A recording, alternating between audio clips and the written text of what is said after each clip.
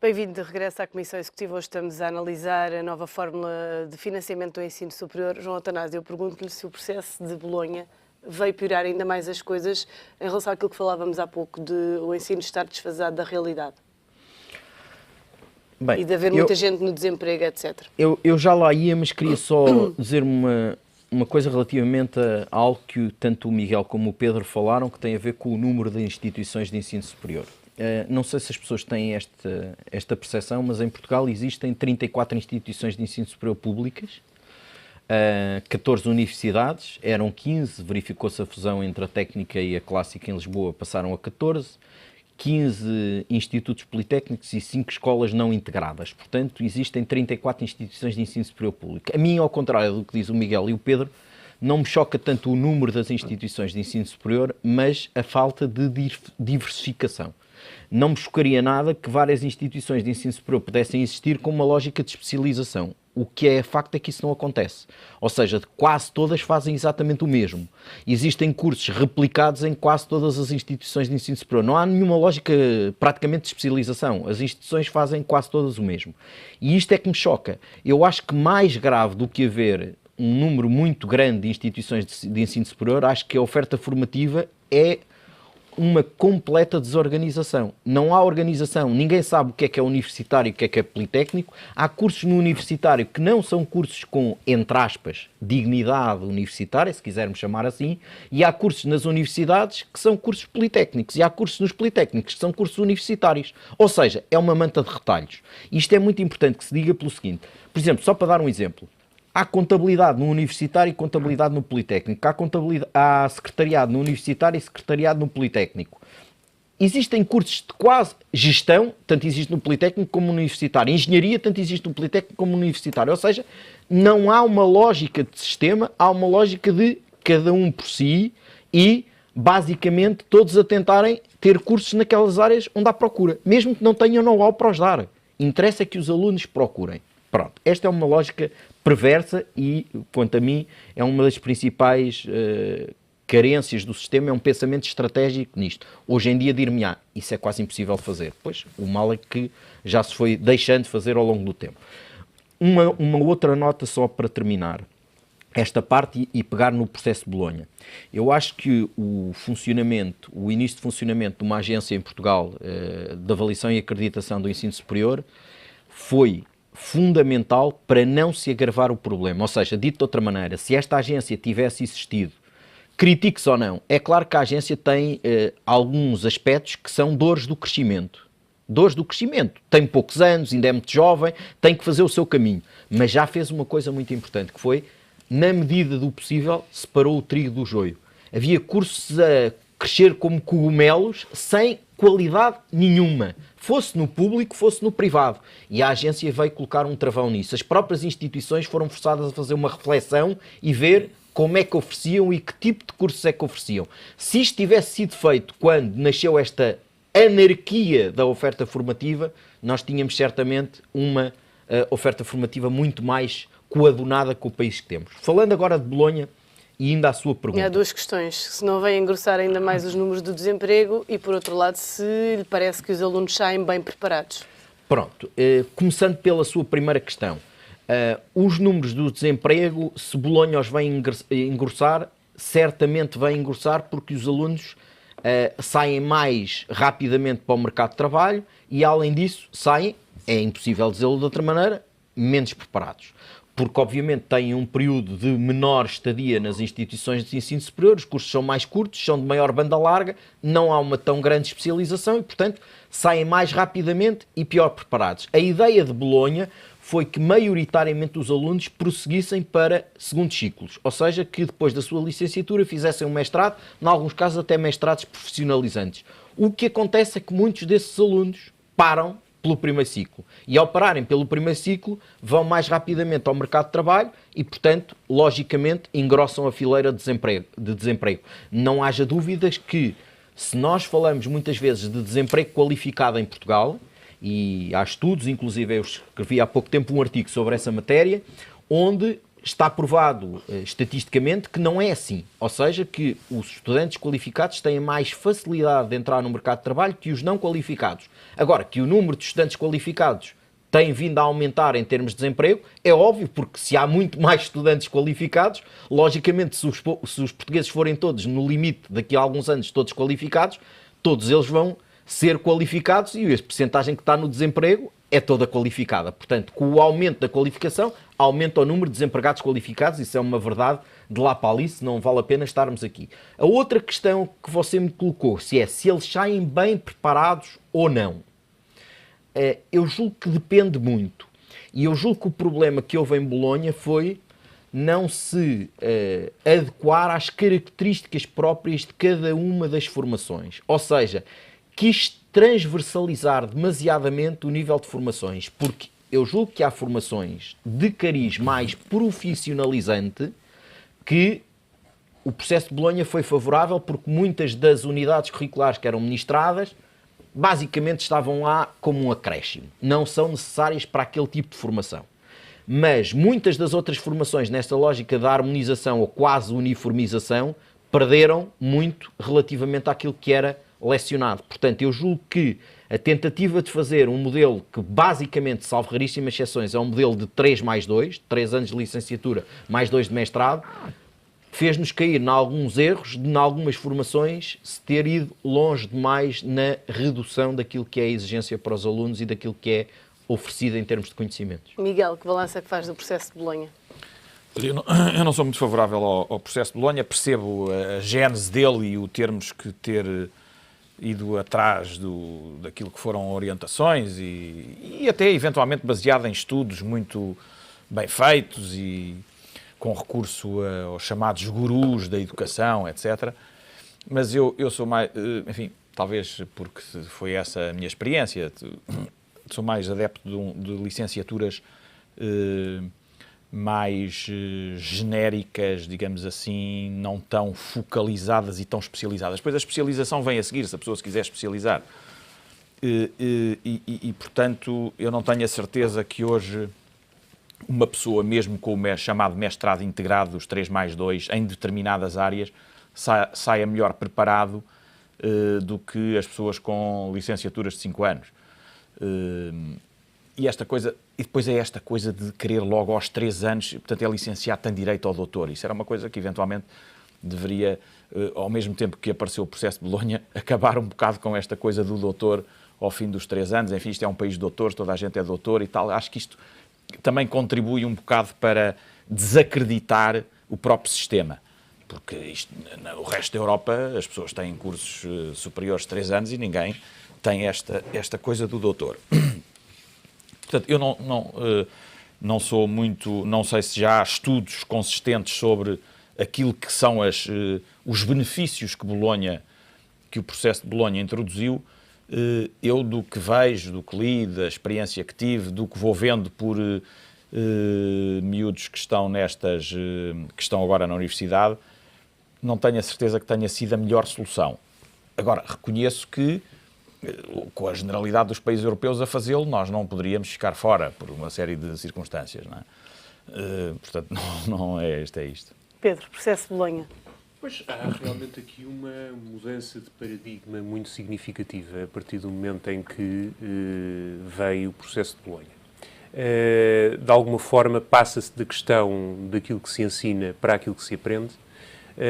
Nessa medida, há de facto aqui uma alteração quase radical do sistema, que eu não sei neste momento, e ainda estamos, enfim, o processo de Bolonha penso que tem 10 anos, o João corrige-me-á. 10 anos mesmo. E portanto, quer dizer, eu acho que ainda de alguma forma é um pouco cedo nós avaliarmos todas as consequências deste processo. É evidente que não podemos aqui também ser velhos do Restelo e, portanto, temos que ver as coisas de uma dinâmica mais evolutiva, não é? E, portanto, quer dizer, realmente, na Europa houve grandes evoluções a este nível e eu penso que se Bolonha for adaptado de uma forma, de facto, inteligente em Portugal, eu penso que poderá ter bons resultados. Agora, há aqui também uma outra questão importante que Bolonha introduziu, que foi uma redução ao nível de custos, não é? Portanto, houve também aqui, digamos que, implicações financeiras, designadamente quando diminuiu o número de anos de formação do primeiro ciclo, trouxe uma redução de custos de formação, não é? Dos graduados e dos licenciados, e, portanto, quer dizer, isto também é importante, sobretudo num país em que, de facto, existem imensas dificuldades financeiras. Reduz por um lado, mas aumenta por outro, porque, como dizíamos há pouco, vão mais cedo eventualmente para o desemprego, ou, como dizia também há pouco, muitos são forçados a emigrar. Não há futuro para os jovens em Portugal, na sua opinião? Eu não diria que não há futuro para os jovens em Portugal.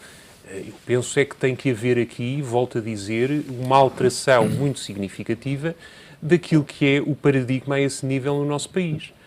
Quer dizer, as pessoas criaram, depois do 25 de Abril, a ideia de que tinham, como o Miguel dizia há pouco, que ter o título de doutor, não é? Quer dizer, isso era, de facto, um upgrade a nível social que lhes poderia, eventualmente, até, digamos que, melhorar a vida a nível económico. E nós verificamos que, neste momento, as coisas não se passam dessa maneira. Com todo o respeito que eu tenho por determinadas profissões, há pessoas que, neste momento, com formação superior, a nível académico, enfim, desempenham funções nos mais variados sítios, muito abaixo das suas qualificações. E isso é absolutamente lamentável que aconteça. E realmente tem que ser revisto todo o sistema a esse nível. E também por aí, eu penso que é absolutamente fundamental, sob o ponto de vista político, haver coragem para se fazerem reformas muito significativas. Ver as coisas de uma forma muito objetiva, ver como é que o mercado de trabalho neste momento está, ter cuidado com o facto de muitos dos jovens em Portugal neste momento terem que ir trabalhar para o exterior porque não têm realmente